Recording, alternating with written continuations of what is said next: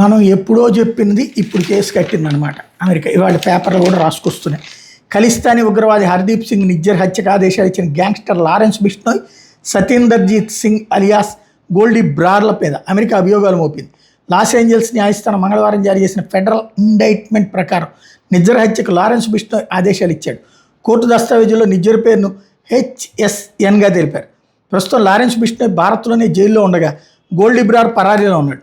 2023 June 18న కెనడాలోని British Columbia ప్రాంతం గురుద్వారా బయట నిజ్జర్ హత్యకు గురైన సంగతి తెలిసిందే. ఈ కేసు మీద అమెరికా, కెనడా, యూరప్లో ఆపరేషన్ హార్ష్ బాల్ పేరుతో సంయుక్తంగా విచారణ చేపట్టి చర్యలు చేపట్టి 24 మందిని అరెస్ట్ చేశారు. కూడా అరెస్ట్ అయిన వాళ్ళలో 11 మంది అమెరికాలోని కాలిఫోర్నియాలో పట్టుబడ్డారు.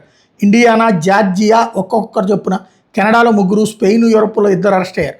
మరో 10 మంది పరారీలో ఉన్నారు. నిందితుల్లో చాలామందికి భారత్ కేంద్రంగా పనిచేస్తున్న 3 అంతర్జాతీయ క్రైమ్ సిండికేట్లతో సంబంధం ఉందని అంచనా.